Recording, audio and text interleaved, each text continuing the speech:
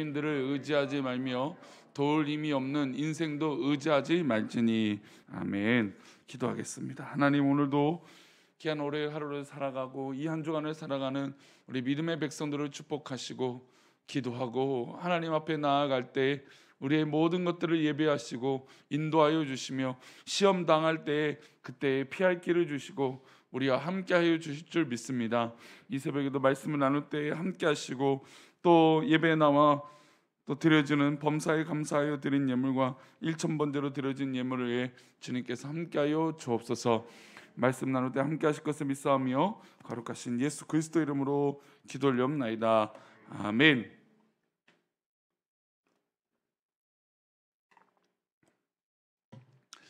창세기 26장에 보면 이삭이 우물을 파는 이야기가 나옵니다. 근데 참 신기하게 이삭이 우물을 파면 사실 그런 척박간탕에서 우물을 팔 때마다 물이 나오는 거예요. 참 신기하죠. 참 믿음의 사람들은 살아가는 게 그래서 참 신기한 것 같아요. 왜냐? 또 세상과 또 사람들이 이해할 수 없는 영역들이 분명히 있기 때문이죠. 어쨌든 이삭은 실제로 우물을 팔 때마다 물이 나왔어요. 근데 이것을 시기하고 부러워하고 욕심을 냈던 사람들이 있었습니다. 바로 블레셋 사람들이었어요. 블레셋 사람들이 이삭이 우물을 파고 물이 나올 때마다 빼앗는 거예요. 괴롭히는 것이죠. 이삭이 파놓은 샘 근원을 빼앗아 버렸습니다. 그럼 왜 이렇게 블레셋 사람들이 이삭을 괴롭혔을까요? 블레셋 사람들에게는 기술이 없었어요. 무슨 기술이요? 우물을 발견할 기술이 없었던 거죠. 그러나 이삭은 그것을 팔 때마다 땅을 팔 때마다 우물, 물 근원을 찾아낼 수 있는 어떤 은혜와 기술이 있었다는 겁니다. 그래서 이삭이 땅이 팔 때마다 물론 빼앗고 나쁜 짓을 했지만 그냥 부러웠던 것이죠. 이런 우물을 발견하고 우물을 먼저 팔 수 있는 기술을 원천 기술이라고 합니다. 그러니까 요즘으로 말하면 이 로열티를 받는 기술이죠. 그러니까 우리나라가 뭐 제품을 잘 만드는 이 국가입니다. 근데 제품을 잘 만들지만 이 제품을 만드는 원천 기술을 갖고 있는 나라들이 있어요.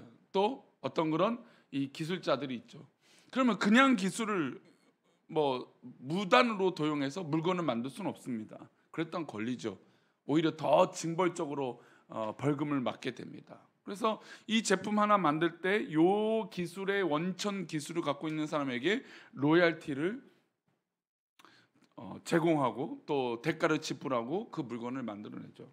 제가 스웨덴에 있을 때 가장 많이 들었던 이야기는 스웨덴 나라가 뭐 그렇게 좋은 환경과 물론 뭐 천혜의 뭐 여러 가지 뭐 환경들이 있겠지만 가장 많이 들었던 얘기는 세계에서 가장 로열티를 미국 다음으로 뭐 갖고 있는 나라. 이제 우리나라도 사실 이제 손가락 안에 드는 나라거든요. 근데 그럼에도 불구하고 그 당시 그 얘기를 많이 들었어요. 아, 그렇구나. 지나가면서 이제 스웨덴 사람들이 자랑으로 하는 얘기는 저 기술이 세계적인 기술이다. 이 기술이 세계적인 기술이다. 그 얘기예요. 별로 뭐 이렇게 와닿지도 않는데 하여튼 그 얘기를 막 하니까 아, 그런가 보다. 근데 이제 나중에 지나니까 그런 원천 기술을 갖고 있는 게 때로는 일을 안 해도 돈을 벌더라고요. 그러니까 로열티를 갖고 있는 게 몇십 년 동안, 그러니까 요즘 말하면 이제 음원 제작, 그러니까 음원 이제 그 영향권이죠. 그러니까 좋은 음악을 갖고 있으면 그 음원 수입이 어마어마하다는 겁니다. 작곡가, 작사가 또 그 노래를 부르는 가수도 그렇다는 거죠. 어쨌든 사람들 중에서 이런 원천의 기술을 가지려고 수많은 노력을 합니다. 원천, 그러니까 기본에 시작하는 이 시작을 어떻게 하느냐가 굉장히 중요하다는 것이죠. 오늘 우리가 읽은 시편 말씀에는 특별히 하나님의 백성들은 무엇으로 원천을 삼아야 되는지 이야기하고 있어요. 우리 믿음의 백성들이 어디에 뿌리를 내려야 되냐 이것을 얘기하고 있는 것이죠. 그래서 다시 돌아보면 시편 1편은 복 있는 사람은 시냇가에 심은 나무라고 했어요. 그러니까 이 믿음의 사람, 복 있는 사람은 어디에 심겨져 있는 것이죠? 시냇가에 심겨져 있는 것이죠. 즉 우리의 생명의 원천이 어디에 있다? 시냇가, 하나님의 은혜의 물에, 성령의 물에, 그 은혜의 바다에 은혜의 물에 우리가 있다라는 것이죠. 그것을 연장선에서 이 믿음의 백성들이 과연 어디에 원천을 두고 어디에 근원을 두고 살아가야 되는지 말하고 있어요. 우리 3절 말씀 보겠습니다. 함께 읽겠습니다. 귀인들을 의지하지 말며 도울 힘이 없는 인생도. 귀인들이라면 어떤 사람들인가요? 야, 저 사람 뭔가 도움을 받을 만한 사람이고, 저 사람 뭔가 세상에서 성공한 사람들이고, 저 사람 뭔가 그냥 우리가 고개가 절로 숙여지는 그런 사람들이 귀인들이겠죠. 귀인들을 의지하지 말며라고 했어요. 결국 그 귀인들은 도울 힘이 없는 인생도 의지하지 말라. 그러니까 잘하든 사람이든 못하든 사람이든 사람을 의지하지 말라는 것이죠. 대부분의 사람들은 능력 있는 사람들을 의지해요. 맞아요. 능력 있는 사람들에게 도움을 받는 거 우리 삶에서 꼭 필요한 부분일 수도 있습니다. 근데 본문에서 말하는 귀인은 권세 있는 사람, 물질을 가진 사람, 힘이 있는 사람, 능력이 있는 사람, 우리가 볼 때 사회적 지명도가 있는 사람들이에요. 이 사람들에게 우리의 미래를 맡기고, 우리의 자녀들을 향해서 그들에게 미래를 맡기고, 그들이 마치 우리의 책임을 다해줄 것처럼 여깁니다. 특별히 저는 개인적으로 그래요. 정치인들이 그래요. 정말 덕망받는 정치인들이 얼마나 될까라고 하는 거, 그런 고민들을 해요. 근데 우리는 때로는 막 투표하기 전에 그런 상상을 하잖아요. 이번에 투표해서 정말 뭔가 잘 되기를. 그래, 물론 맞습니다. 우리가 위정자를 위해서, 정치인을 위해서, 경제인을 위해서 우리가 믿음으로 기도해요. 하지만 결국 어떤 것을 결국 느낍니까? 인간은 다 똑같다라는 것을 느끼게 돼요. 4절 말씀 한번 볼게요. 왜냐하면 그의 한계가 분명하기 때문이에요. 4절 말씀 읽겠습니다. 그의 호흡이 끊어지면 흙으로 돌아가서 그날에 그의 생각이 소멸하리로다. 결국 인간은 마침표가 있다라는 거예요. 호흡이 끊어지면 흙으로 돌아가는 존재가 바로 우리들이에요. 아무리 인간이 대단한 성공을 이뤄서 대단하다, 귀인이다 그런 이야기를 들을지 몰라도 결국 인간은 그 생명을 연장할 수 없는 것입니다. 우리가 믿고 있던, 의지했던, 우리가 대단하다라고 여기는 귀인들, 그도 호흡을 가진 사람이고 흙으로 만들어진 인생입니다. 강철로 된 사람이 아니라는 것이죠. 영원히 살 수 없는 그런 인생이고 우리와 똑같은 존재라는 것입니다. 그런데 우리가 과연 그렇다면 정말로 의지할 대상이 인간인가라고 하는 질문이죠. 내 인생의 원천이라고 여겼던 귀인, 나에게 힘이 되어줄 것 같다는 그런 대단한 성공을 이룬 사람, 물론 우리가 때로는 도움을 받겠지만 그러나 영원한 권력, 영원한 생명, 영원한 어떤 힘의 원천은 아니라는 것이죠. 그러므로 하나님의 백성들은 눈에 보이는 사람을 의지하는 것이 아니라 흙으로 빚어진 육체는 언제든지 사라질 것을 기억해야 됩니다. 하나님의 백성은 삶의 원천을 하나님께 두어야 됩니다. 우리 5절 말씀 볼까요? 5절입니다. 함께 읽겠습니다. 야곱의 하나님을 자기의 도움으로 삼으며 여호와 자기 하나님에게 자기의 소망을 두는 자는 복이 있도다. 누가 복이 있다고요? 야곱의 하나님을 자기의 도움으로 삼으며, 그러니까 우리 여호와 하나님을 나의 도움으로 삼는 거예요. 여호와 자기 하나님에게 자기의 소망을 두는 자는 뭐가 있습니까? 복이 있어요. 이 시편의 기자는 완전히 삶의 태도와 접근 방식이 달라진 것이죠. 제가 얼마 전에 젊었을 때 이 혈기가 강약 약강이 싫다.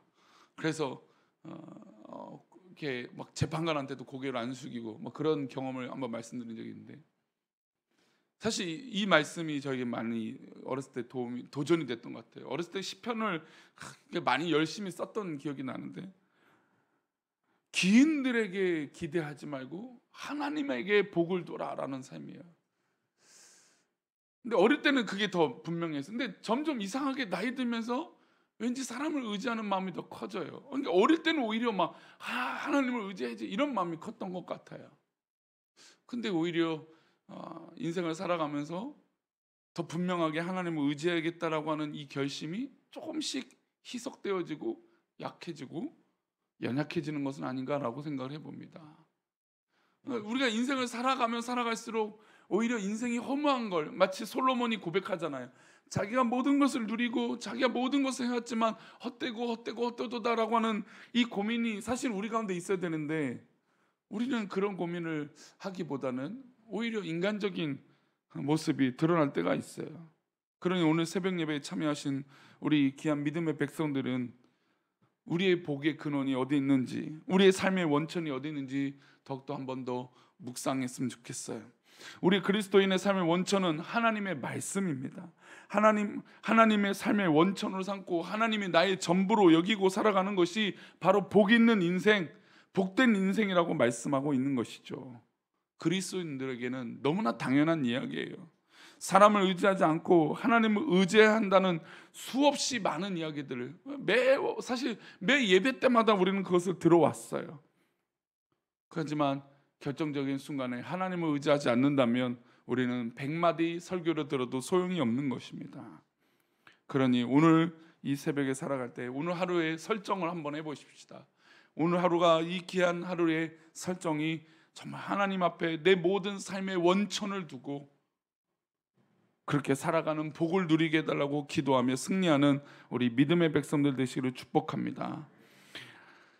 믿음으로 하나님을 보고 믿음으로 하나님을 느끼고 믿음으로 하나님이 나와 함께 하시는 것을 깨닫고, 그게 바로 내 삶의 원천이 하나님인 것을 고백하는 것이죠. 오늘 우리가 과연 누구를 의지하는지 다시 한번 묵상해 봅시다. 우리 10절 말씀을 읽고 말씀 마치겠습니다. 10절입니다. 읽겠습니다. 시온아, 여호와는 영원히 다스리시고 내 하나님은 대대로 통치하시로다. 할렐루야. 내 하나님은 대대로 통치하시는 하나님이에요. 우리 하나님은 영원히 다스리시는 분이세요. 우리가 오늘도 하나님을 의지하면 하나님이 나를 다스리실 것입니다. 내 삶의 영역에서 내 것으로 꽉꽉 채워봤자 내가 잘 될 것 같지만 결국 하나님의 다스림을 받아야, 하나님의 통치함을 받아야, 그래야 우리에게 복이 있는 것입니다. 오늘 뭐 정치인 얘기를 해서 짧게 한번 정치인을 얘기하자면, 우리가 실제로 정치인 중에 장로를 뽑았습니다. 그렇죠. 역대 우리 대통령 중에 장로가 있습니다. 그러니까 사람을 의지하는 결과는 실망이에요. 뭐 목사를 의지하는 것도 결국 실망이에요. 사람을 의지하니까. 그러나 진짜 믿음의 백성들은 하나님의 다스림을 믿고 하나님을 의지할 때 거기서 답이 있는 줄 믿습니다. 혹시 오늘 기도 제목이 있어서 답을 구하십니까? 그렇다면 하나님을 철저하게 의지해 보십시오. 그리고 그 기도 가운데 하나님께 답이 있음을 믿고 기도해 보십시오. 그러면 오늘 우리가 살아가는 복된 하루에 하나님의 놀라운 은혜의 답이 있게 될 줄 믿습니다. 기도하겠습니다.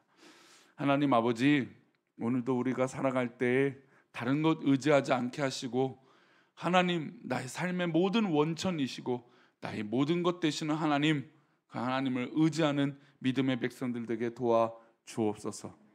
하나님 크신 은혜 가운데 오늘도 하나님의 다스리심을 믿고 그 다스림 속에 하나님께 기도하며 의지하는 그런 복된 하루가 되게 도와 주시옵소서. 인도하실 것을 믿고 거룩하신 예수님의 이름으로 기도 올려옵나이다.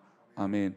하늘에 계신 우리 아버지여, 이름이 거룩히 여김을 받으시오며 나라의 임하옵시며 뜻이 하늘에서 이룬 것 같이 땅에서도 이루어지이다.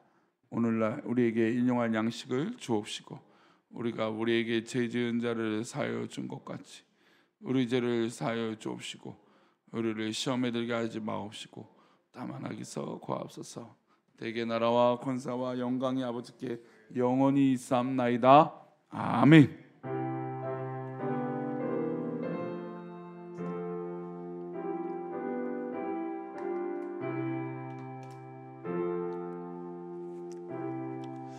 저는 이번 한 주간 휴양의 기간을 갖습니다. 또 잘 충전하고 올 테니 또 한 주간 또 예배 자리, 기도 자리에 계시고 또 승리하시기를 기도합니다. 기도하시다가 각자 돌아가시겠습니다.